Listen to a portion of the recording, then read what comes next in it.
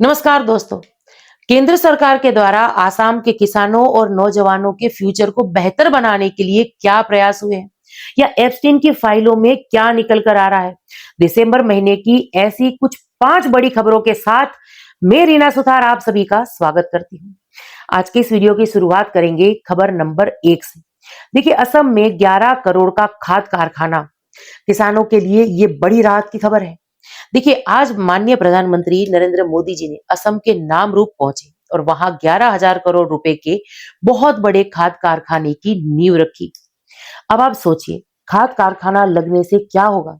सीधी सी बात है, अब यूरिया के लिए उत्तर पूर्व को बाहर राज्यों की तरफ हाथ फैलाना नहीं पड़ेगा।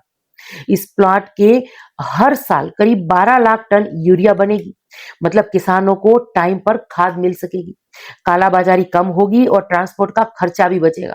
अब सबसे बड़ी बात, देखिए, स्थानीय नौजवानों को नौकरी मिलेगी, पलायन रुकेगा। और कल ही माननीय प्रधानमंत्री जी ने देखिए गुवाहाटी में एक नया एयरपोर्ट टर्मिनल खोला था। यानी असम को एक साथ विकास और सम्मान दोनों मिल रहा है। अब आगे बढ़ते हुए बात करते हैं खबर नंबर 2 की।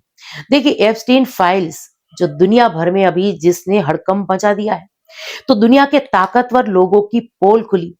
अब आते हैं एक ऐसी खबर पर जिसने पूरी दुनिया में हलचल मचा दी है, यानी वो एप्स्टीन फाइल जिसके बारे में भी मैंने कहा। देखिए, अमेरिका में जेफरी एप्स्टीन केस की जो फाइलें सालों से छुपी हुई थी, अब वो जनता के सामने आ गई। इन कागजों में कोई बड़े बड़े नाम है, बिल गेट्स, नामी प्रोफेसर, पूर्व राष्ट्रपति तक। अब ध्यान से समझिए दोस्तों, नाम आना कोई अपराध साबित होना नहीं है, लेकिन ये फाइलें ये जरूर दिखाती हैं कि एप्स्टीन कितने ताकतवर लोगों तक अपनी पहुंच रखता था। अब सवाल यहां पर ये उठता है कि इतने साल तक ये सब कैसे दबा रहा? इसका सीधा जवाब है कि पैसा और पावर। अगर पैसा और पावर साथ हो तो सच भी सालों तक दबा रह सकता है। अब खबर नंबर तीसरी, मनरेगा का नया नाम और 125 दिन काम, राहत या राजनीति?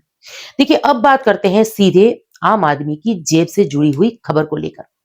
सरकार ने मनरेगा का नाम बदलकर अब कर दिया है विकसित भारत रोजगार और आजीविका मिशन ग्रामीण। नाम थोड़ा लंबा है, लेकिन काम की बात यह है कि अब 100 दिन की जगह 125 दिन काम मिलेगा। गांव के मजदूर के लिए इसका मतलब क्या है?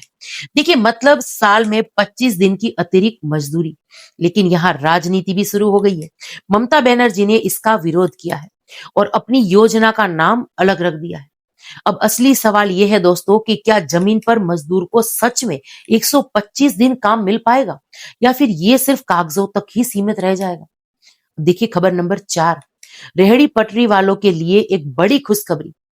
अब एक अच्छी खबर उन लोगों के लिए जो सड़क किनारे मेहनत करके परिवार पालते हैं। सरकार ने पीएम स्वनिधि योजना को 2030 तक बढ़ा दिया है। पहले जहां 10,000 का लोन मिलता था, अब सीधे 15,000 रुपए मिलेंगे।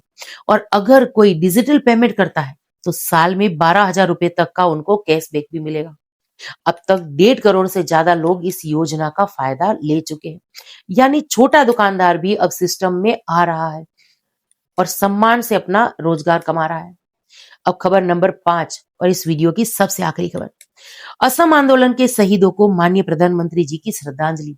और आज की आखिरी, लेकिन जैसे कि मैंने भी कहा कि सबसे भावुक करने वाली खबर है ये। माननीय प्रधानमंत्री जी मोदी गुवाहाटी के शहीद स्मारक पहुंचे। ये पहली बार हुआ है कि कोई प्रधानमंत्री असम आंदोलन के जो शहीद हैं उनको उनके स्मारक पर जाकर नमन कर रहा है। असम के लोगों के लिए ये सिर्फ राजनीति नहीं है, बल्कि सम्मान और पहचान की बात है। तो दोस्तों, आज की खबरें साफ बता रही हैं कि देश के अंदर रोजगार, किसान और गरीब पर फोकस है और दुनिया में दबे हुए सच बाहर आ रहे हैं। अब सवाल आपसे है, 125 दिन का काम क्या सच में गांव की तस्वीर बदलेगा? आप अपनी राय कमेंट्स बॉक्स में जरूर से लिखिएगा। वीडियो अच्छा लगा हो तो लाइक कर दीजिएगा। ऐसी ही सीधी सच्ची खबरों के लिए चैनल जिसका नाम है रीना सुधार ऑफिशियल, उसको सब्सक्राइब करना ना भूलिएगा। इसी के साथ आज के इस वीडियो से विदा लेती हूँ। जय हिंद।